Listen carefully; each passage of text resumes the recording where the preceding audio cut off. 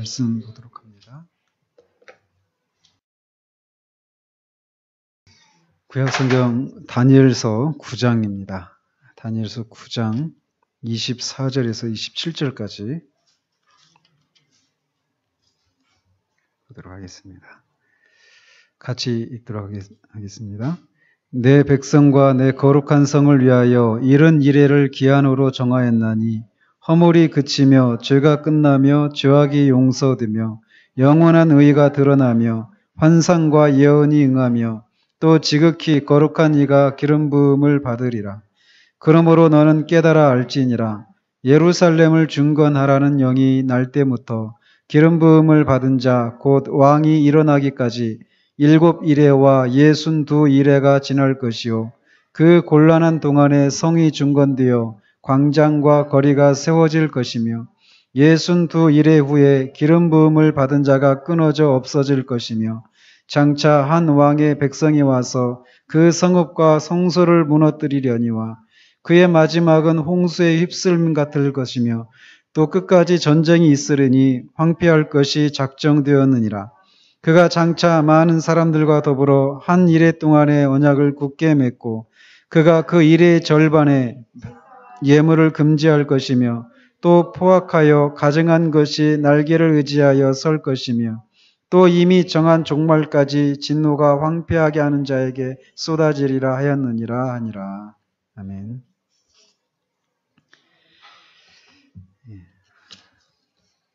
지난주에는 우리가 주님의 재림 전에 일어날 일들 중에 적그리스도에 대해서 우리가 살폈습니다. 적그리스도의 특징에 대해서는 대체적으로 일치를 하지만 적그리스도가 언제 나타나는가에 대해서는 의견이 나뉜다라고 말씀드렸습니다. 우리가 갖고 있는 우리가 지지하고 있는 그런 견해는 적그리스도는 미래에 나타나는 어떤 그런 존재가 아니라 이미 초대교회 때부터 이미 나타나서 활동을 하고 있었고, 그러나 이제 주님이 오시기 전에 장차 한 사람에게 정치적이고 종교적인 권력이 주어져서 큰 핍박이 있을 것이다라고 하는 것을 이제 말씀드렸습니다. 루이 존스는 이제 주님의 그 재림 시기에 관한 그런 일련의 강의를 지속하면서 루이 존스가 제시하고 있는 그런 해석이 완벽하고 이것만 옳다 이런 생각을 하지 않는다라고 강조하면서도 계속 이어갑니다. 오히려 그가 바라는 것은 이런 강의를 통해서 이것만이 옳은 것이다 라고 하는 이런 독단적인 그런 주장을 흔들 수만 있다면 오히려 자기는 기뻐하겠다 이렇게 얘기하면서 일련의 강의를 지속해 나갑니다.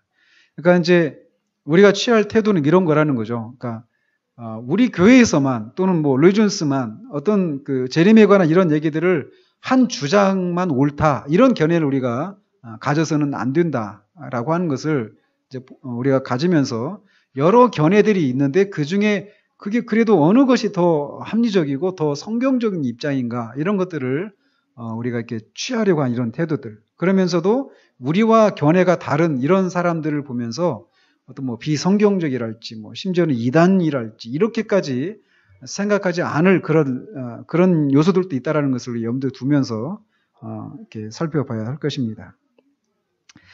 그러면서 이제 이 주님의 재림 때 일어날 일들에 대한 것을 살펴보는 이제 그런 것들을 언급하고 있는 여러 성경 본문들이 있는데 오늘 우리가 읽은 이 다니엘서 9장 같은 경우도 거기에 해당되는 것이고 마태복음 24장, 25장, 데살로니가전서 4장과 5장 일부 그리고 데살로니가 후서의 몇 구절들 지난주에도 2장에서 살펴봤죠. 그 적그리스도에 대한 것들.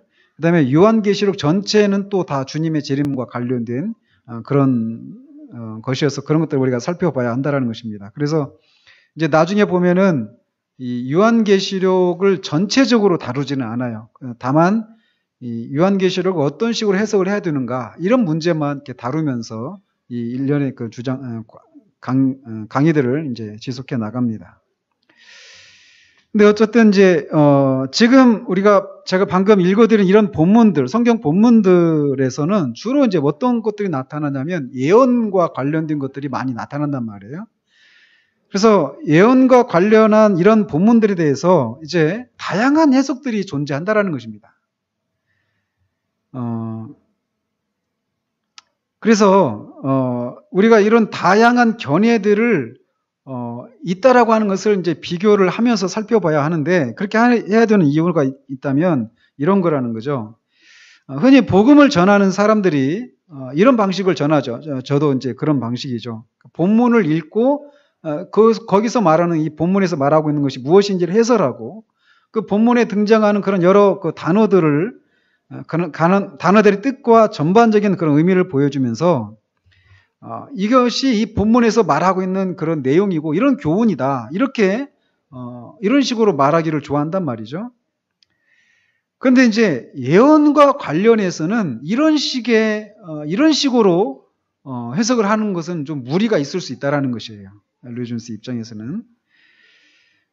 왜냐하면 다른 개념들이 존재하고 사람들이 그런 개념을 접하게 됐을 때 자기가 왜 자기들이 배운 그런 해석과 다른 해석들을 하는지, 그리고 자기들의 생각이 무엇이 잘못되었는지 알고 싶어 할 것이기 때문에 이렇게 예언과 관련된 이런 본문들은 이것이 여기서 말하는 유일한 그런 뜻이다, 이렇게 해서는 안 되고, 이 본문과 관련해서 이런저런 해석들이 있다라고 하는 것은 다양한 견해들을 얘기를 해주는 이런 것들이 이제 필요하다는 것이죠. 그래서 가능한 한 서로를 돕는 것은 이 가르침의 그런 핵심적인 부분이다라는 것입니다.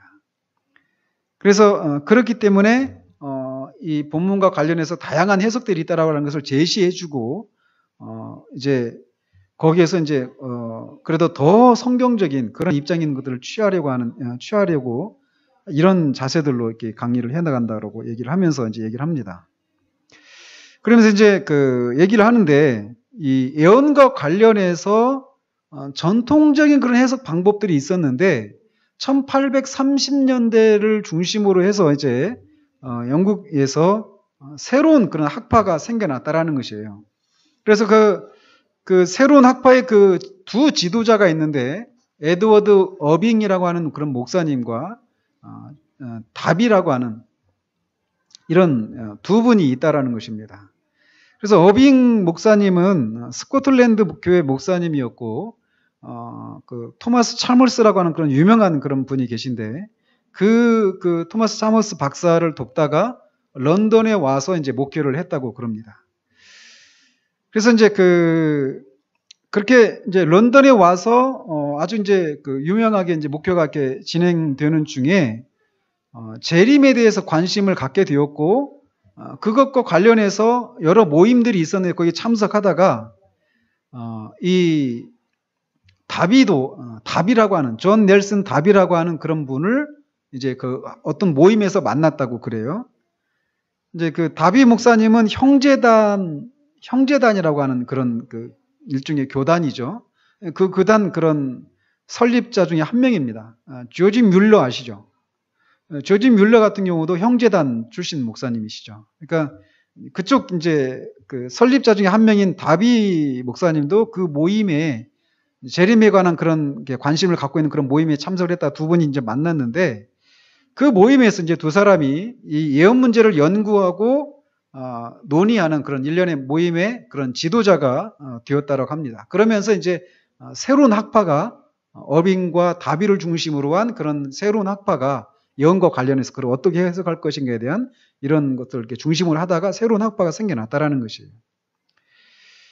이제 물론 그렇게 시작은 했지만 이 에드워드 어빙과 다비가 이제 주장한 이런 가르침도 그 안에서도 이 의견이 다 똑같은 건 아니에요. 여러 가지로 이렇게 나뉘게 되는데 처음부터 뭐 의견이 다 모든 면에서 일치했던 것은 아니라고 합니다. 근데 왜 이런 얘기를 하느냐면 이 문제가 그렇게 간단한 문제가 아니라는 거예요. 이 본문과 지금 우리가 다니엘서 9장 24절 27절 읽었잖아요. 이게 왜 중요하냐면 여기서 말하는 것이 주님이 오실 때 일어나는 일들과 관련된 것들이 있거든요. 이 내용이. 근데 이거를 해석하는데 이 같은 학파의 두 지도자들 안에서조차도 의견이 갈린단 말이에요. 그리고 또 그 밑에 또 그 학파에 있는 사람들 안에서도 의견이 다양하게 있다라는 것입니다. 그만큼 이거를 그냥 여기서 말하는 건 다 이거야 한 가지로 딱 집어서 말할 수 없는 이런 복잡함이 있다라는 것을 말씀을 드리는 것이죠. 그래서 말씀드린 것처럼 덥나요? 춥나요? 조지 뮬러하고도 조지 뮬러 목사님도 형제단 출신인데 이 다비 설립자 중에 한 명이었던 다비 목사님하고도 의견이 서로 일치하지 않았다라는 것입니다. 그래서 이 두 사람 다 경건하고 능력이 있는 사람인데도 의견이 같지 않았단 말이에요. 그러니까 나와 의견이 같지 않다고 해서 저 사람은 좀 불경건하고 뭔가 좀 사상적으로 이상하다. 이렇게 우리가 쉽게 예단해서는 안 된다. 이런 얘기죠. 그런데 이제 어쨌든, 그 1830년대 이후로 새로 생겨난 새로운 학파에, 에서 이제 여러 가지 가르침들이 존재하지만 그 중에서도 가장 인기 있는 가르침은 다비로부터 나온 것이다라는 것입니다. 근데 이제 이 다비의 이 가르침들이 이제 더 크게 확산되었던 계기가 있는데 그게 뭐냐면 무디 아시죠? 무디 목사님. 이 복음 전도자인 무디 목사님이 이 다비의 가르침을 채택했다라는 거예요. 그리고 무디가 이제 워낙 알려졌죠. 그러니까 복음 전도 운동으로 너무 잘 알려진 인물이었기 때문에 이 무디 목사님이 다비 목사님의 가르침을 채택하고 나니까 이 다비의 가르침이 이제 그 무디의 영향력 하에서 이제 더 크게 확산이 되었다라는 것이죠.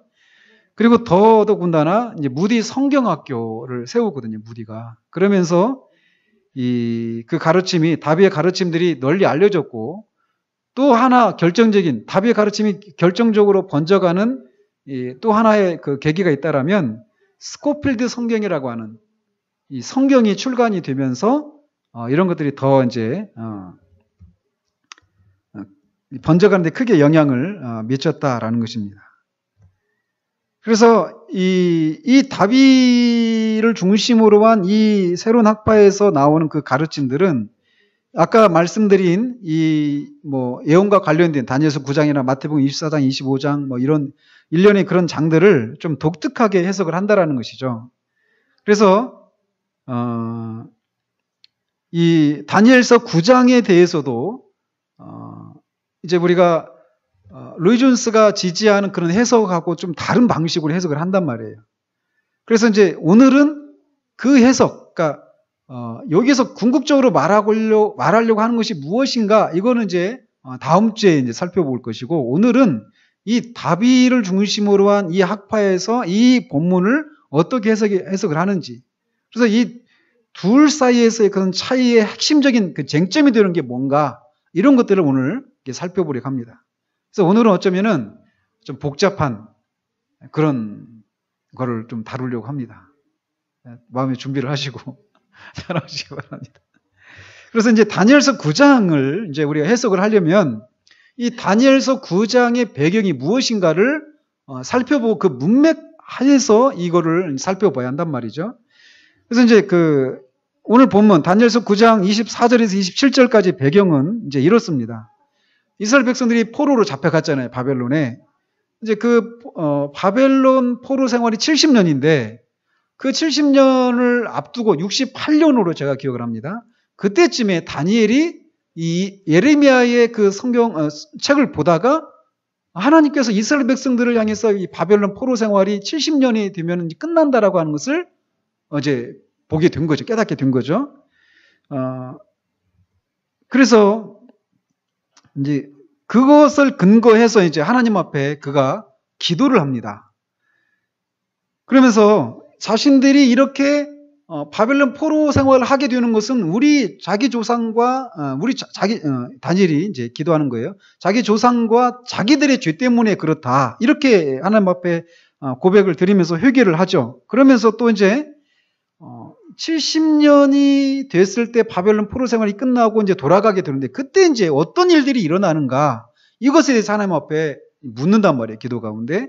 그러니까 그것에 대해서 이제 하나님께서 천사 가브리엘을 보내셔서 답을 해주시는 장면이 오늘 9장 24절에서 27절까지 그 문맥입니다.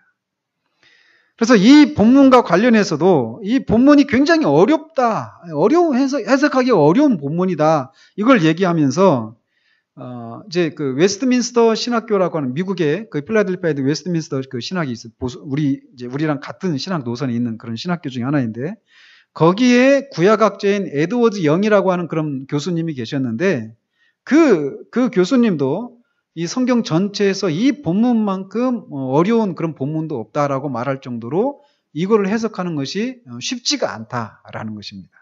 이렇게 계속 겁을 줘야 정신을 바짝 차리고 드려야 되겠구나 이런 생각들을 이제 하겠죠. 자, 그러면서 이제 가브리엘이 이제 전한 내용이 이제 우리가 읽은 이 내용이란 말이에요. 그래서 가브리엘은 하나님께서 자기 백성에 대해서 뭔가를 결정하셨다라는 겁니다. 그래서 보면은 내 백성과 내 거룩한 성을 위하여 이른 이래를 기한으로 정하였다 이렇게 얘기하고 있습니다. 이른 이래 70이래라는 거죠. 그러니까 하나님은 자기 백성을 위해서 어떤 계획을 갖고 계신다 이걸 알려준 거예요. 그러면서 그들에게 어떤 특별한 일이 이루어지도록 그렇게 정하셨다 이게 말을 전합니다. 그래서 이스라엘에게 일어나는 일은 그냥 우연히 어쩌다가 일어난 일이 아니라 하나님께서 그들에게 어떤 특별한 일이 일어나도록 계획하신 그런 계획 하에서 일어나는 일이다라는 거예요. 그래서 이제 여기서는 장래에 일어날 일들을 얘기를 하는 것입니다. 지금 여기서 가브리엘 천사를 통해서 그러면서 이제 여기서 이제 쟁점이 되는 게 뭐냐면 여기서 가브리엘이 말하는 이른 이래가 이제 어떤 건가? 그러니까 이건 이제 시간이죠. 시간. 71회란 말이에요. 그러니까 여기서 이르는 알겠죠. 근데 이래는 뭐냐? 이래가 뭐죠? 뭐라고 생각하십니까? 7일 이렇게 생각하기 쉬운데 그렇게 해석하면은 이제 문제가 생기기 시작한다라는 거예요.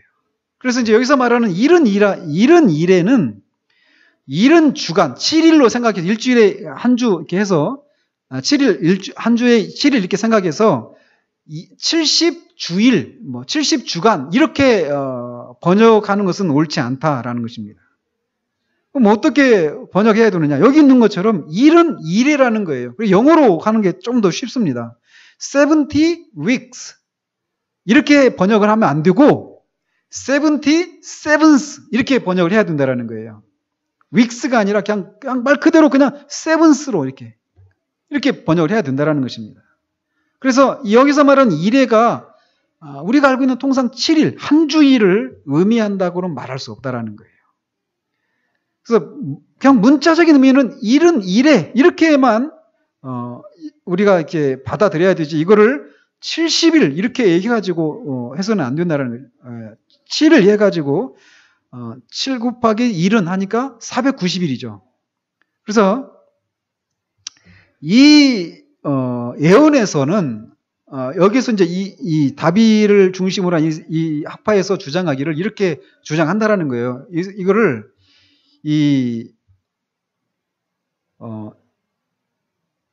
이래가 70번 있다라는 거예요. 여기서 말하는 거는 이래가 70번 있는데 그때 이제 어떤 일들이 나타난다 이렇게 얘기하고 있어요. 근데 이 일은 이래라고 하는 거를 말 그대로 490일이잖아요. 77에 49니까 490일을 의미하고 예언에서 하루는 1년. 옛날에 그 출애굽기에서도 너희들이 하루 40일 동안 정탐하고 왔다가 그거를 이제 불신앙하고 이제 들어가지 못하게 됐을 때 하나님께 벌을 내리는데 하루에 1년씩 해가지고 40년을 이제 방황을 하잖아요.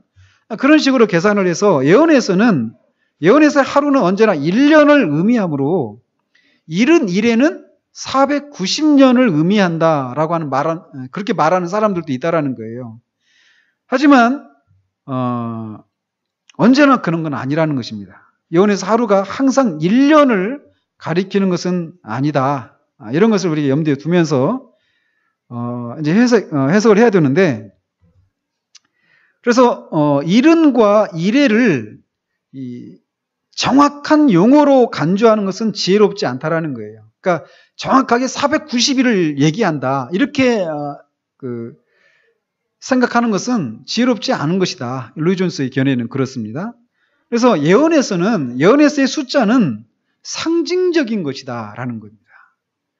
그것은 정확한 수를 의미하는 것이 아니라 어떤 개념을 전달하고 있다는 거예요. 이를테면 신천지에서 문제가 되는 게 있잖아요. 14만 4천. 그래서 그 하나님의 그 구원받은 사람들이 정확히 14만 4천이라는 거예요. 그래서 12지파의 12,000명씩 하면 14만 4천이거든요. 그래서 그 숫자를 채우려고 막 이제 한단 말이죠. 그러니까 그런 것처럼 근데 거기서 말하는 게 14만 4천이 정확한 숫자가 아니란 말이죠. 나중에 요한계시록에서 살펴볼 기회가 있을 것 같은데, 예언에서 말하는 숫자는 그냥 어떤 상징적인 의미가 있는 것이지, 그게 정확한 어떤 숫자를 말하는 경우가 말하는 것은 아니다라는 것이에요. 그래서 어떤 이렇게 숨겨진 어떤 개념을 전달하기 위해서 숫자를 이렇게 사용하고 있다는 것을 먼저 염두에 둬야 한다는 것입니다. 그래서 이제 독일의 가장 위대한 주석가였던 헨스텐베르크라고 하는 주석가가 있는데, 아주 이제 이것과 관련해서 아주 멋진 그런 용어를 이렇게 만들어냈어요. 뭐냐면 예언의 성경에서 나오는, 특별히 예언과 관련해서 나오는 그 숫자들은 감추어진 명확성이 있다라고 이렇게 말을 합니다. 이 두 말이 완전히 충돌을 일으키죠. 감추어진 명확성. 어거스틴도 삼위일체를 이렇게 설명을 하면서 비슷한 용어를 이렇게 얘기합니다. 박식한 무지. 참 멋지죠? 그러니까 박식한 무지. 박식한 것과 무지가 어떻게 서로 만납니까? 삼위일체 교리 안에 교리가 그런 게 있다라는 거예요. 그런 것처럼 여기서도 헨스텐베르크라고 하는 이 주석가가 감추어진 명확성이라고 하는 이런 용어를 이렇게 사용을 해서, 예언에서 나오는 숫자들은 숫자니까 명확하죠. 그죠? 그러니까 명확성 거기에 해당돼요. 그러나 그 숫자가 의미하는 것은 감추어져 있다라는 겁니다. 그래서 어떤 일이 이제 언제 시작해서 일어나고 언제 끝나는지 정확하게 말할 수는 없다라는 거예요. 그러나 숫자 자체는 명확하죠. 그죠? 그래서 일종의 확실성이 있지만 동시에 또 불확실성도 있다라는 것이에요. 그래서 사람들이 명확성의 숨겨진 부분을 인식하지 못했기 때문에 이 해석의 역사에 등장한 수많은 위대한 인물들이 이 숫자들을 이제 명확하게 풀어내려고 시도를 했다가 이미 그들이 말했던 그런 시기가 지나버린 그런 해석들이 많이 나타나 왔었다라는 것입니다.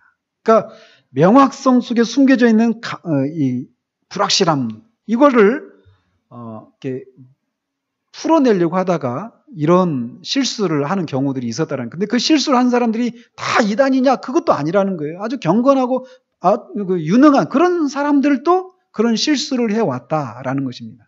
그래서 우리가 먼저 알아야 될 것은 이 숫자, 예언과 관련된 그 숫자들은 항상 이런 감추어진 명확성이 있다라고 하는 것을 염두에 두고 우리가 접근을 해야 된다라는 것입니다. 하나님은 그때가 언제인지 하나님은 명확하게 아시겠죠. 하나님은. 그죠? 우리 주님의 재림이 명확한 시간에 일어나리라고 하는 것, 이것도 명확하죠. 그럼에도 불구하고 우리는 절대로 정확한 날짜를 말할 수는 없다라는 것이에요. 그래서 이렇게 감추어진 명확성이라고 하는 사실, 즉 정확하지만 또한 정확하지 않고 그 정확성이 우리들에게는 감추어져 있다라는 사실을 고려하지 않게 되면 이런 실수를 범하게 된다라고 하는 것을 우리가 염두에 두면서 이제 접근을 해야 된다는 것입니다. 그래서 이 일은 이래도 정확하게 490을 말하는 것이라기보다는 상징적으로 해석을 해야 된다는 것이에요. 그럼 어떤 식으로 해석을 해야 되는가? 성경에서 7은 7은 언제나 완전수를 상징합니다. 그리고 10이라고 하는 숫자도 마찬가지. 그러니까 7과 10, 이 숫자는 항상 완전한 수를 상징한다라는 것이죠. 그러니까 7 곱하기 10, 곧 70, 이르는 어떤 완전한 시대, 완전한 어떤 기간을 나타낸다라는 것입니다. 그리고 또 뒤에 일은 뒤에 그 일에 있잖아요. 이거 이 7이라는 숫자가 나타내는 그런 완전한 기간들로 또 나누어지게 된다는 것입니다. 그래서 그 일은 이래라고 하는 어떤 하나님이 정하신 어떤 완전한 시기, 어떤 완전한 그런 이 시대가 있다. 근데 그게 정확하게 몇 년이다 딱 못 박을 수는 없는, 감추어져 있는 이런 요소라는 것이에요. 자, 그러면서 이제 이 가브리엘 천사를 통해서 하나님께서 말씀을 이제 하셨는데 이 일은 이래 동안에 어떤 일이 일어나는가를 24절과 27절까지 해서 얘기를 하고 있는데 24절에서 얘기를 하고 있어요. 일은 이래 동안 어떤 일이 일어나는가. 6가지를 얘기하고 있는데 3가지는 소극적인 그런 일이고 또 나머지 3가지는 적극적인 일이다. 이렇게 말을 할 수 있습니다. 그래서 이 3가지 그 소극적인 것을 이렇게 보면 24절에 보면 첫째 일어나는 일이 뭐냐면 이 허물이 그치며 이렇게 얘기하고 있습니다. 허물이 그치는 일이 일어난다라는 게 일은 일의 그 기간 동안에. 그리고 둘째는 죄가 끝난다.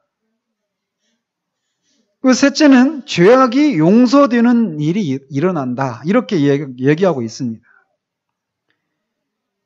그래서 이렇게 이 일은 일의 동안에 먼저 이렇게 그 죄악이 허물이 그치고 죄악이 끝나고 하나님과 용서를 화해를 맺는 그런 일들이 일어난다. 이렇게 얘기하고 있고 또 뒤에서 이제 적극적인 3가지 일을 얘기하고 있는데 적극적인 3가지 일 중에 하나가 뭐냐면 영원한 의가 드러난다. 이렇게 얘기하고 있습니다. 의가 나타난다라는 것입니다. 영원한 의가. 그리고 두 번째는 환상과 예언이 응한다. 환상과 예언이 그러니까 성취된다. 이런 의미죠. 그리고 세 번째로는 지극히 거룩한 이가 기름 부음을 받는 일이 있다. 이렇게 24절에서 얘기를 하고 있습니다. 자, 그러면은 이 일들, 이 소극적인 3가지 일과 적극적인 3가지 일이 언제 또 어떻게 어떻게 일어날 것이다 라고 하는 것을 이제 25절에서 27절까지 해서 얘기를 해주고 있는 거예요. 먼저 25절에 보면 그러므로 너는 깨달아 알지니라 예루살렘을 중건하라는 영이 날 때부터 기름 부음을 받은 자 곧 왕이 일어나기까지 7 이레와 62 이레가 지날 것이요.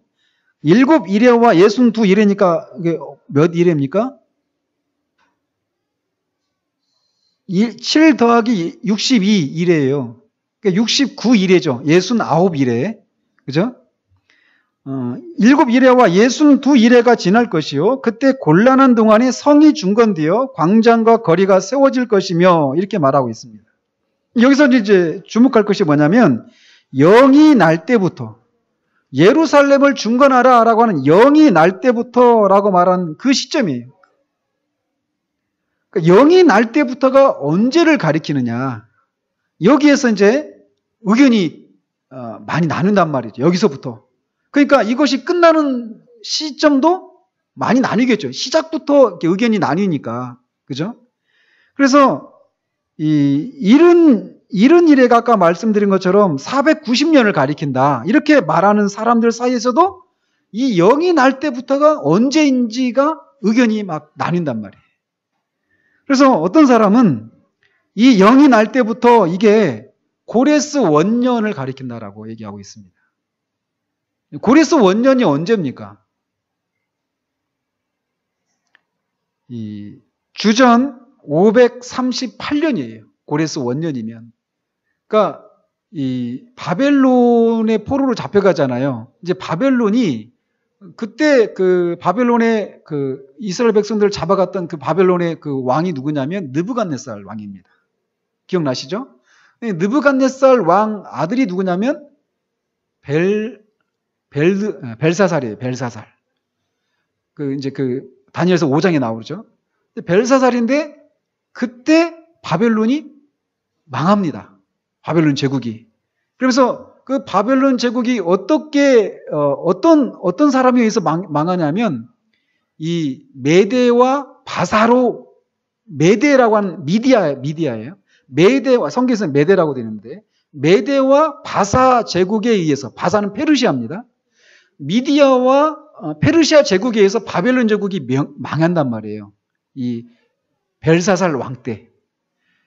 그리고 그 메대와 바사 제국의 왕이 누구냐면 다리오 왕이었어요. 다리오 왕. 다리오 왕 때 우리가 지난주에 그 사자굴에 그 다니엘이 빠져 들어갔을 때 그 왕이 다리오입니다. 그런데 이 메대와 바사가 나중에는 결국 어떻게 됐냐면 페르시아에 의해서 또 정복이 됩니다. 이 중동의 역사가 그래요. 이 페르시아가 제국이 또 망합니다. 누구에 의해서? 알렉산더 대왕, 정복왕 알렉산더 기억나시죠? 그 헬라 제국에 의해서 페르시아 제국이 망합니다. 역사가 그렇게 진행된단 말이에요. 자, 그런데 이 고레스 왕이 그 페르시아 제국의 그 초대 왕이에요. 고레스 왕. 그때 이제 이 고레스 왕이 이 이스라엘 백성들을 향해서 뿐만 아니라 그 제국 내에 많은 민족들이 있잖아요. 그리고 각 민족마다 여러 우상들이 있었단 말이에요. 페르시아의 고레스 왕의 정책이 뭐냐면 제국이 하나가 되려면 이 제국 내에서 많은 그런 민족들과 그 종교들이 있는데 이거를 다 융합하기 위해서 어떤 정책을 펴냐면 그들의 종교를 인정을 해주는 겁니다. 그래서 그때 이스라엘 백성들, 바벨론의 포로로 잡혀갔었던 이 사람들이 이제 고국으로 돌아오게 된단 말이에요. 고레스 왕 원년에, 1년에. 그래서 예루살렘 성을 중건하라. 이 영이 그 고레스 왕 때를 가리킨다. 그래서 주전 538년이다. 이렇게 말하는 사람이 있는가 하면 어떤 사람은 아닥사스다 왕 20년을 의미한다라고 얘기하고 있습니다. 그러니까 아닥사스다 왕은 또 어떤 왕이냐면 페르시아 제국의 왕이에요. 보십시오. 이스라엘 백성들이 세 차례에 걸쳐서 바벨론에서 예루살렘으로 돌아옵니다. 첫 번째가 주전 고레스 왕 때 538년에 돌아와요. 그때 이제 지도자가 대제사장은 예수아, 그다음에 총독은 스룹바벨이라고 하는 이 총독 영도하에 1차로 538년에 이렇게 돌아옵니다. 그리고 나서 2차로 또 돌아와요. 그 예루살렘으로. 그때보다 한 80년 뒤입니다. 그게 누구에 의해서 들어오냐면 예스라 학사 예스라 아시죠? 예스라를 지도자로 삼아서 2차로 포로 생활에서 돌아옵니다. 그 3차는 누구에 의해서 돌아오냐면 예스라보다 13년 뒤인데 어떤 지도자를 통해서 오냐면 느헤미야를 통해서 와요. 근데 이 처음에 왔었던 사람들이 성전을 건축하기 위해서 오거든요. 그런데 이 성전을 건축하려고 하다가 그 주변 사람들이 방해를 하면서 이게 중단을 하게 됩니다. 중단이. 그래서 성전 기초만 놓았다가 그게 중단이 되고 16년 동안 그렇게 방치가 되다가 이 아닥사스다 왕 때 다시 그거를 중건하라 이런 명령이 내려지면서 4년 만에 이게 성전을 건축하거든요. 그리고 성전이 건축하고 나서도 수십 년, 한 100년 지나서 느헤미야 때 비로소 예루살렘 성을 이제 건축을 하는 거예요. 이제 이런 배경을 이제 우리가 기억한다면, 이 예루살렘을 중건하라 이 영이 고레스 왕 때가 아니라 이 아닥사스다 왕 때다. 왜냐하면 아닥사스다 왕 때 이 방해 공작했던 사람들을 물리치고 건설하라 이런 명령을 내리거든요. 그래서 이제 성전을 건축하니까 그거를 얘기하는데, 이 두 견해도 증거를 제시하지 못해요. 누구도. 이렇게 이제 이런 영이 날 때부터 여기서부터 의견이 나뉜단 말이죠. 그래서 우리가 아는 것은 뭐냐면 고레스든지 아닥사스다든지 누구든지 간에 예루살렘을 중건하라 이런 명령이 내려졌을 때 이 일이 시작됐다. 이것은 확실하지만 누구인지는 우리가 확실하지 않다라는 거예요. 그래서 분명히 성경에서 하나님이 이제 고레스 왕을 이제 마음을 감동을 시키셔서 이렇게 예루살렘을 중건하라고 하는 명령을 처음 내린 것은 사실이지만, 그렇다고 해서 그 명령이 곧장 시행되었다, 시작되었다라고 말할 수는 없다라는 것입니다. 그렇기 때문에 그 명령이 처음으로 제기된 때, 즉 하나님이 그 일이 일어나리라는 것을 처음으로 보여주신 때를 가리킨다라고 해석을 해야 하는데, 그 날이 언제인지는 아무도 모른다 라는 것이죠. 그래서 우리가 알고 있는 것은 어쨌든 이런 명령이 내린 그 처음 이 말이 나온 때로부터 메시아 곧 왕이 오시기까지는 7 이레와 62 이레의 기간이 지나야 한다. 이것만 우리가 확실히 알 수 있다는 거예요. 그러니까 처음 그 시점은 언제인지 모르고 그 일은, 그러니까 69 이레가 끝난 다음 그 기간도 정확히 언제인지는 몰라요. 그러나 분명히 그 69 처음 영이 내리고 나서 69 이레가 지난 후에 메시아가 오신다. 이거는 이제 확실하다라는 것이죠. 정확히 몇 년이다 이렇게 명시할 수는 없지만. 자, 그래서 이제 이 구절을 보면 그 24절에 기름 부음을 받은 자 곧 왕 이런 얘기를 하는데, 25절에 보면 이 존재가 누구일 것 같습니까? 그리스도를 가리킵니다. 이것에 대해서는 의견이 다 일치를 해요. 뭐 다비의 가르침을 따르는 사람이고 그 안에서 의견이 나누는 사람들이든, 아니면 다비의 가르침이 아닌 전통적인 그런 가르침을 따르는 사람이든, 여기서 말하는 기름 부음을 받은 자 곧 왕은 이 예수 그리스도를 가리킨다라고 하는, 여기서는 의견이 일치를 합니다. 자, 그리고 그런데 이제 궁금한 게 뭐냐면 24절에서는 이른 이래가 기한으로 정하셨다 이렇게 얘기하고 있는데, 25절에 와서는 어때요? 이 7 이래, 62 이래. 그럼 몇 이래가 빠져 있습니까? 한 이래가 빠져 있죠. 한 이래는 어디에 있습니까? 27절에 나오죠. 한 이래가. 그죠? 그래서 25절에 보면 이른 이래를 쪼개고 있단 말이에요. 7 이래와 62 이래가 지난 다음에 일어날 일. 그 다음에 27절에 보면은 한 이래 동안에 일어난 일, 이렇게 나누고 있어요. 왜 이른 이래를 이렇게 7 이래와 62 이래 그리고 한 이래로 나누는가? 말씀드린 것처럼 이거를 다 나누면 더하면 이른 이래가 되잖아요. 그죠? 그래서 처음에 7 이래는 파괴된 예루살렘 성을 실제로 재건하는 데 걸린 기간을 가리킵니다. 처음 7 이래는. 그 갈대아 사람들이 그 예루살렘 아까 말씀드린 것처럼 이 바빌론 사람들이 성전과 성을, 예루살렘 성벽을 완전히 파괴를 했는데, 남은 자들이 다시 돌아가서 그 성벽과 성과 성전을 재건했다라는 거예요. 근데 그 일이 언제 기간 동안 일어났냐면, 이른 이래 중에 첫 번째 7 이래. 7 이래 그 기간 중에 이렇게 성벽이 재건되어지는 일이 일어났다라고 얘기를 한다는 것이죠. 그리고 그 후로부터 메시아가 오시기까지 62일회가 있었다라는 것입니다. 그러니까 그러니까 여기는 예수 그리스도가 첫 번째 이제 강림하신 이거를 이제 얘기하고 있는 것이죠. 여기까지는 거의 모든 사람이 의견을 같이 한다라는 거예요. 7일에는 그 성벽을 재건한 그 기간이고, 그로부터 62일회가 지나서 기름 부음 받은 왕, 그 메시아가 오셨다. 여기 이렇게 해석하는 데에서는 다 의견이 같지 하지만 그 시점이 정확히 언제나 이렇게 이런 부분에서는 나뉜다.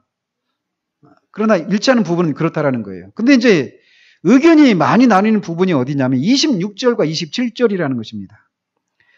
26절에 보면 62일의 후에 기름 부음을 받은 자가 끊어져 없어질 것이며 이렇게 얘기하고 있어요. 이게 뭘 말하느냐? 여기에서 의견이 나뉜다라는 것입니다. 거기서 말하는 것은 그에게 속한 것은 아무것도 없으리라 라고 하는 이런 말인데, 메시아가 끊어지고 죽임을 당할 때 그분은 완전히 혼자다 라고 하는 것을 시사한다라는 거예요. 실제로 어떻습니까? 예수님이 죽으실 때, 돌아가실 때, 십자가에 죽으실 때 어땠어요? 다 도망갔죠. 그죠? 그래서 그리스도에게는 자기 것이라고 주장할 만한 것이 아무것도 없었다라는 것입니다. 거기서 이제 62일의 후에 기름 부음을 받은 자가 끊어져 없어질 것이며, 이 말이 바로 그런 거예요. 그리스도께서 십자가 고난을 받으실 때 모든 사람이 다 도망가고 그리스도에게 남아있는 자기 것이라고 주장할 만한 것은 아무것도 없었다, 이런 의미라고 해석을 한다는 것이죠. 그리고 이어서 보면은 20절 보면은 장차 한 왕의 백성이 와서 그 성읍과 성소를 무너뜨리려니와 그의 마지막은 홍수에 휩쓸림 같을 것이며 또 끝까지 전쟁이 있으리니 황폐할 것이 작정되었느니라. 여기에서도 이제 의견이 나뉜다라는 것입니다. 여기서 말하는 게 뭐냐? 역사적으로 어떤 사건을 말하는 거냐? 이렇게 해서 이제 의견이 나뉘는데, 전통적인 개신교와 우리의 어떤 개혁주의적인 그런 해설은 여기서 말하는 이 사건은 주후 70년 디도 장군 때 로마군이 예루살렘을 멸망시킨 사건을 말한다, 이렇게 해석을 해왔습니다. 그러니까 26절에서 아까 그 기름 부음을 받은 자가 끊어져 없어질 것이면 이게 예수 그리스도께서 죽음을 당할 때 그 상황을 묘사하는 거라고 했잖아요. 그리고 나서 27절이 나온단 말이에요. 그러니까 예수님이 돌아가시고 나서 30년 또는 33년에 돌아가시고 나서 40년 가까이 지난 후에 예루살렘 성벽이 무너졌잖아요. 로마 군대에 의해서. 그 사건을 여기서 말하고 있는 것이다, 이렇게 우리가 해석을 해왔다라는 것입니다. 근데 이제 1830년대, 아까 이 1830년대 새로운 학파가 등장하면서 그들이 이제 다른 주장을 하기 시작했다라는 거예요. 어떤 주장을 하게 됐냐? 우리는 그 27절에 그 사건이 성벽 예루살렘이 무너지는 그 사건을 의미한다, 이렇게 해석을 해왔는데, 이들은 이거는 미래에 일어날 어떤 일들을 언급하는 것이다라고 주장을 하기 시작했다는 것입니다. 이미 일어난 사건이 아니라 아직 일어나지 않았다라고 얘기하고 있다라는 거예요. 자, 근데 이제 이거는 이제 뒤에 가서 더 살펴보도록 하고 27절로 한번 가보시면, 그가 장차 많은 사람들과 더불어 한 이레 동안의 언약을 굳게 맺고, 이렇게 얘기하고 있습니다. 이제 쟁점이 뭐냐면 여기서 말하는 그가 누구냐라는 겁니다. 먼저 27절에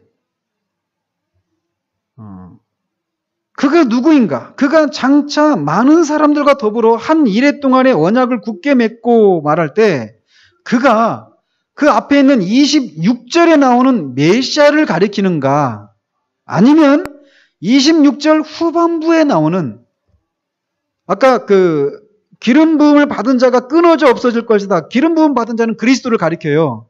근데 이 27절에서 말하는 그가가 여기 나오는 기름 부음 받은 자, 즉 예수 그리스도를 가리키는 것이냐, 아니면 그 뒤에 나오는 장차 한 왕 나오죠. 그 사람을 가리키느냐, 여기에서 이제 의견이 나눈단 말이죠. 그리고 또 이제 어떤 문제가 또 있느냐면,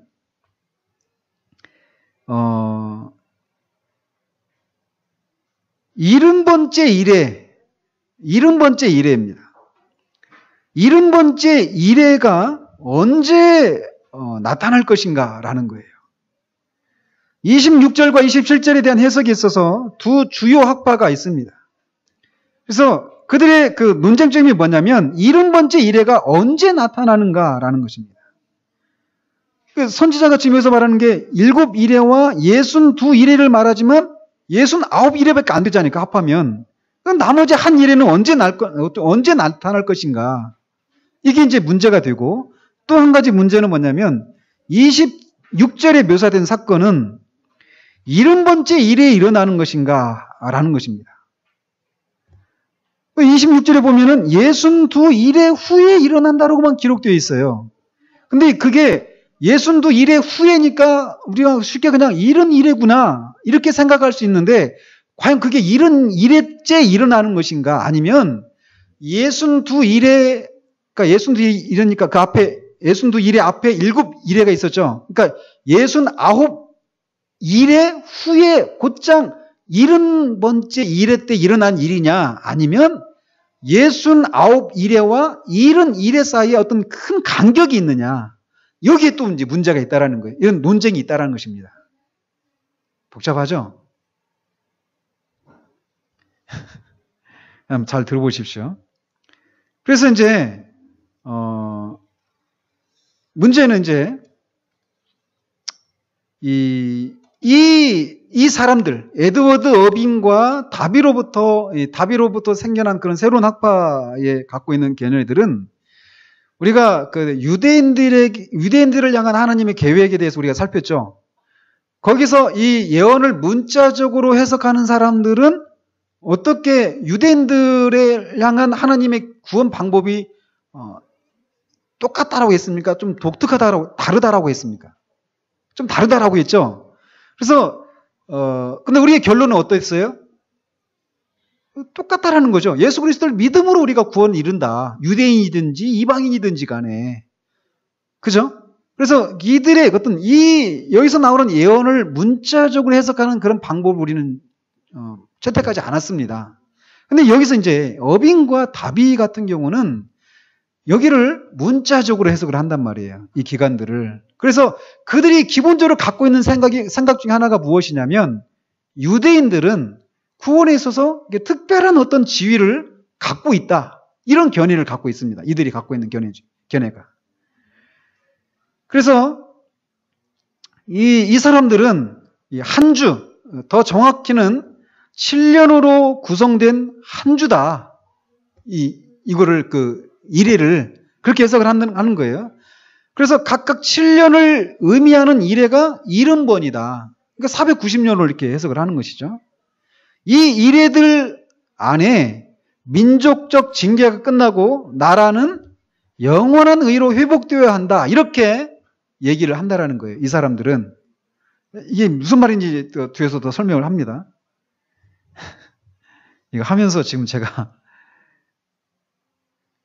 여러분들이 지금 저걸 내가 왜 듣고 있어야지 이렇게 막 앉아있는 것 같아가지고 지금 제가 하면서도 이건 나는 또 왜 해야지 이런 생각이 막 들면서도 하는데 한번 들어보십시오. 제가 전곡을 찔렀나요?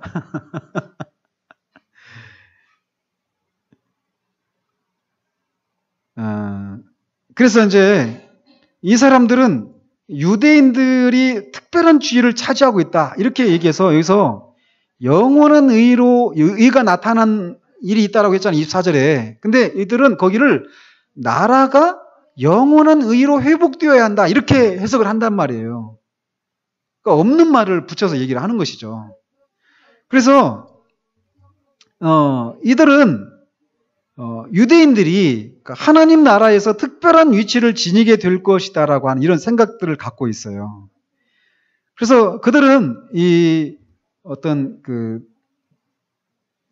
구원의 방법에 있어서도 유대인들을 향한 하나님의 구원 방법과 이방인들을 향한 하나님의 구원 방법이 다르다라고 하는 이런 데까지 나간단 말이에요. 이 생각들이.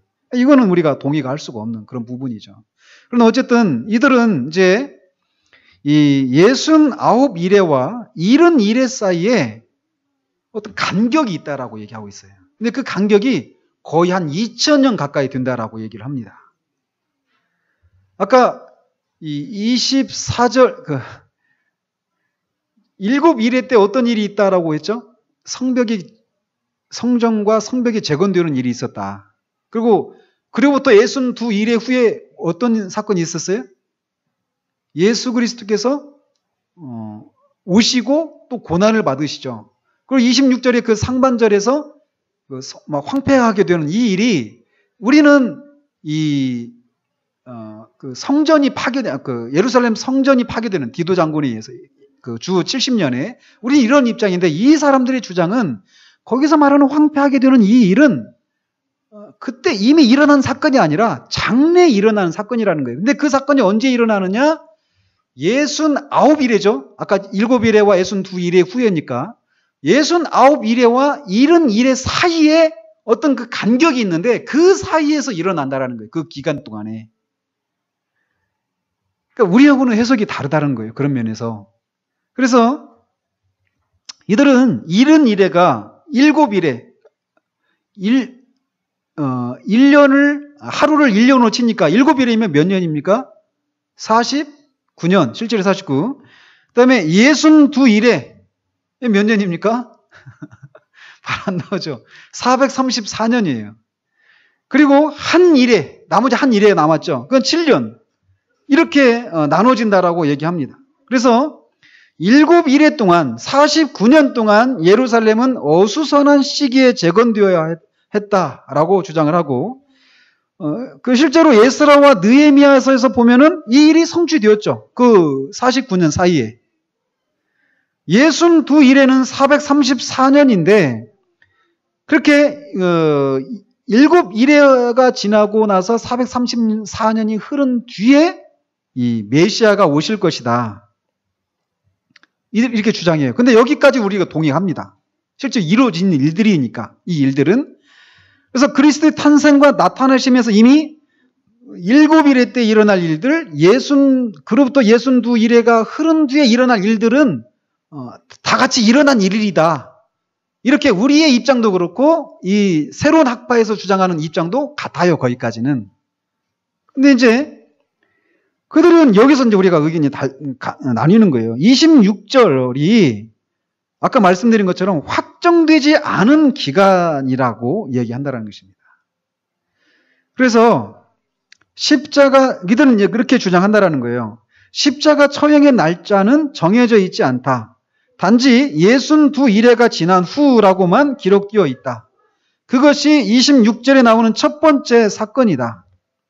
그리고 두 번째 사건은 성의 멸망이며 주 70년에 성취되었다.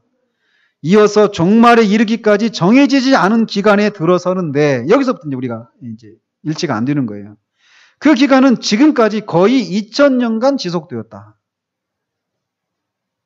다니엘에게는 전쟁과 황폐함이 계속될 것이라고만 계시되었다. 신약은 구약 선지자들에게 감춰져 있던 것들을 계시했다. 이 기간 동안 하늘나라의 신비와 교회를 불러내시는 것이 성취되리다라고 이렇게 주장한다는 것입니다. 그래서 이 견해를 주장하는 사람들은 구약이 교회에 대해서 그리고 이방인들이 들어와 복을 받고 구원받는 것에 대해서 아무것도 모른다라고 말을 하고 있습니다. 이어서 주장하기를 교회 시대가 끝나고 그러니까 이 69일회와 70일회 사이에 큰 간격이 있는데 그게 거의 2000년 정도 지속되는 기간이라는 거예요. 근데 그 시대를 이들은 뭐라고 말하냐면 교회 시대라고 얘기한단 말이에요. 교회 시대가 끝나고 70일회 기간 있죠. 그죠? 이들의 주장에 의하면. 그래서 교회 시대가 끝나고 70번째 일회가 시작될 때라고 얘기한단 말이에요. 그래서 이 말은 69일회와 70일회 사이에 말씀드린 것처럼 적어도 2000년이라고 하는 거대한 간격이 있다. 이들의 주장이 이렇습니다. 그들은 계속해서 그 시기의 끝, 즉 교회 시대가 끝나고 70번째 일회가 시작하는 때에 대해서는 어디에도 계시되어 있지 않다라고 말을 합니다. 그런데 그 기간은 그러니까 70번째 일회 그 기간은 몇 년이겠습니까? 그러니까 69이래가 끝났고 한 이래가 남았으니까 7년이겠죠. 나중에 보면 7년 대환란 막 이런 게 나오잖아요. 이게 이제 다 요한계시록에 나오는 7년 대환란 이런 것들과 다 맞아떨어지는 해석이란 말이에요. 그래서 이제 이거를 이제 사전적으로 알고 있어야 뒤에서 그런 것을 설명할 때, 그들의 이런 주장이 이 사람들의 주장이었구나. 이런 것을 이제 우리가 이제 이해할 수 있게 된단 말이에요. 그러니까 오늘은 그 뒤에 있는 것들을 설명하기 위한 어떤 포석 작업이에요.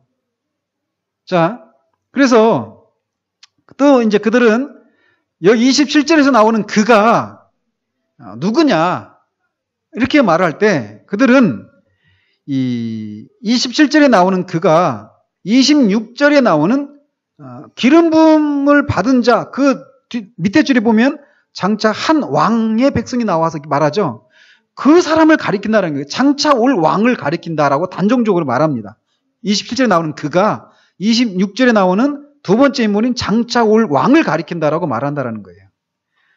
그의 백성인 로마가 주 70년에 성전을 파괴했다. 그는 7장에 나오는 작은 뿔, 다니엘 7장에 나오는 작은 뿔 우리가 지난주에 살펴봤죠. 그게 어떤 인물이라고 그랬어요? 적그리스도를 가리킨다고 그랬잖아요. 그러니까 거기서 나오는 인물과 같은 인물이다라고 주장을 합니다. 그러니까 여기서 27절에 나오는 그는 누구를 가리킨다고 해석을 하는 거예요? 이 사람들은 적그리스도를 가리킨다라고 해석을 하고 있는 겁니다. 그러니까 그래서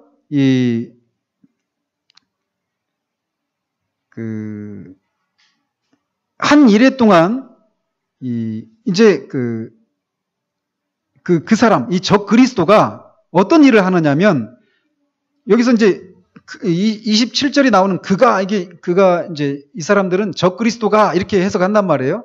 그러니까 뒤에 나오는 이 일들이 누가 하는 일이냐면 적그리스도가 하는 일이다라고 해석을 한단 말이에요. 이 일이. 자, 그러면은 그가 어떤 일을 하느냐? 적그리스도가 한 이래 동안 성전의 제사를 회복하기로 유대인들과 언약을 맺을 것이다. 이렇게 얘기합니다. 그런데 어떻습니까? 여기 번역에 보면은 이 언약을 굳게 맺고, 그러죠. 한 이래 동안의 언약을 굳게 맺고 이렇게 되어 있죠. 네? 그러니까 이 언약을 굳게 맺고 언약을 맺을 것이다. 사실 언약을 굳게 하고라고 하는 것이 더 바른 번역입니다. 그러니까 어때요? 이미 있는 언약을 굳게 하는 것이지 새로운 언약을 세운다 이런 의미가 아니라는 거예요. 우리 입장에서는. 근데 이들은 이 적그리스도가 나타나서 유대인들과 한 이래 동안에 이 성전 제사를 회복할 것을 유대인들과 언약을 맺는다 이렇게 해석을 한다는 거예요. 그러니까 이런 해석이 다 어디로 이어지는 겁니까? 어떤 해석으로? 어떤 주의? 여러분 세대주의적인 그런 해석 들어보셨습니까? 세대주의에 대해서?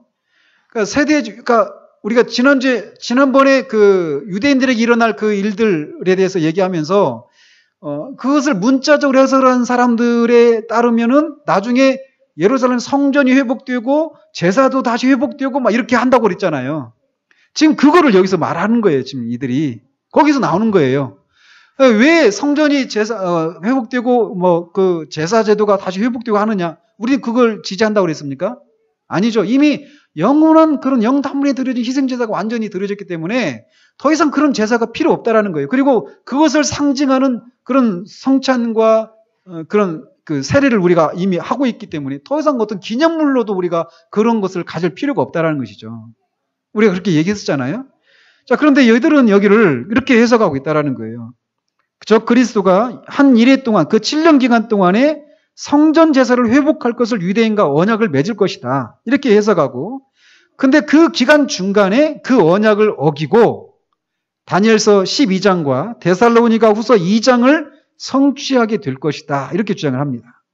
그래서 메시아가 끊어진 69이래와 다니엘 7장의 작은 뿔이 무시무시한 일을 진행할 7번째 이래 사이에 교회 시대 전체가 들어간다라는 거예요. 그래서 27절은 70번째 이래의 마지막 3년 반을 다루고 있다라는 겁니다. 그 3년 반 동안에 어떤 일이 일어나느냐? 마태복음 24장에 나오는 대환란, 다니엘서 12장에 나오는 환란의 때, 요한계시록 3장에 나오는 시험의 때와 동일한 기간이다. 이렇게 해석을 합니다. 그러니까 이 사람들이 해석하는 것도 보면 숫자를 가지고 정확히 딱딱딱 맞아 떨어지거든요. 그러니까 이 허점이 없어 보여요. 허점이 없어 보여요. 딱딱 맞아 떨어지거든요. 근데 이제 여기에 우리가 반론을 제기할 수 있다는 게, 반론은 이제 다음 주에 하고 이것만 우리가 살펴보고 끝내도록 합니다. 이런 것이 이제 지금까지 살펴본 것이 다니엘서 9장에 대한 해석 중에 일반적으로 받아들여지고 있는 견해예요.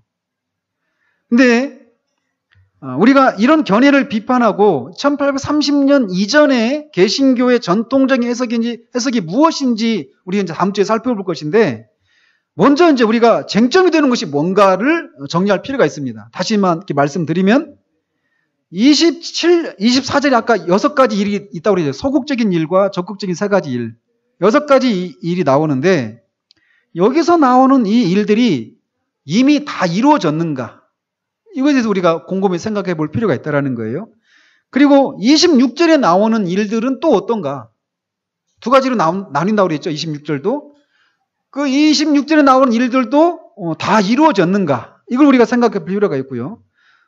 또 27절에 나오는, 첫머리 나오는 그가 누구인가?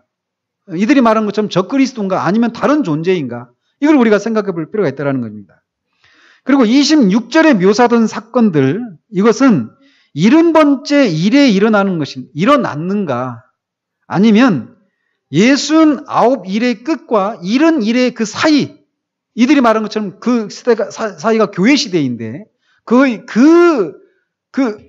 많은 간격이 있죠. 한 거의 2000년. 지금 이들이 1830년대 이런 주장을 했으니까 2000년이면 지금 이제 지났죠. 그러니까 그때만 해도 170년 가까이 남았잖아요. 2000년 채우지 전까지. 그러니까 그들 입장에서 보는 2000년이라고 하는 기간이 이제 그때까지는 주님이 오시겠거니 이렇게 생각했겠죠. 그죠? 근데 어땠어요? 지나버렸죠, 벌써? 10몇 년, 14년 이렇게 차이 났는데 지금 현재 시점으로 정확하게 떨어지지 않고 좀 한다고 하더라도 과연 그들이 말하는 것처럼 그 69일에와 71일 사이의 그 간격이 2000년 정도의 그런 교회 시대라고 불려지는 이런 간격이 있는 것인가? 이것도 우리가 생각해 볼 필요가 있다는 거예요. 그래서 이런 것들을 우리가 이제 생각하면서 이 1830년 이전의 전통적인 그런 개혁주의적이고 개신교적 전통에서 이 다니엘서 9장 24절에서 27절까지를 어떻게 해석했는가, 이거를 이제 다음 주에 살펴보도록 합니다. 앞에서 말씀드렸듯이 하나님이 영원하신 계획과 다가오는 천국에서 유대인들에게 특별한 지위를 부여하는 이런 해석 체계는 뭐가 이게 어떤 전제가 깔려 있냐면, 예루살렘 성전이 다시 세워지고 피의 제사가 다시 한번 도입될 것이다라고 하는 이런 전제하에서 이런 해석이 가능한 거예요. 이게. 근데 이 견해를 주장하는 사람들은 말씀드린 것, 지난번에 강의에서 말씀드린 것처럼 적 그리스도에 대한 해석을 받아들이지 않겠죠. 왜 그럴까요? 이 일들이 일어났습니까? 안 일어났습니까? 이들의 입장에서 보면은 성전이 재건되고 제사제도가 다시 도입되는 이 일이 일어났습니까? 안 일어났습니까? 아직 안 일어났죠. 근데 그 일을 누가 한다고 그래요? 이 사람들은? 적 그리스도가 한다고 그러죠. 그러면은 적 그리스도가, 이 사람들 입장에서 보면 적 그리스도가 나타났습니까? 나타날 것입니까? 나타날 거죠. 그죠? 그러니까 어때요? 적 그리스도가 3가지 견해가 있다고 그랬죠. 이미 이루어졌다, 다.